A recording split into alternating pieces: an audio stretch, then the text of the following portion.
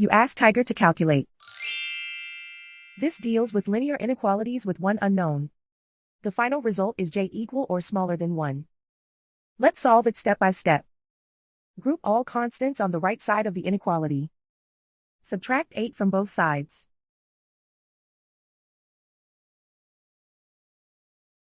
Simplify the arithmetic.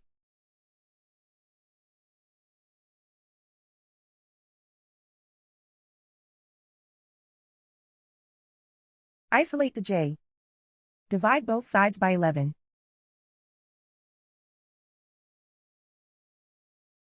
Simplify the fraction.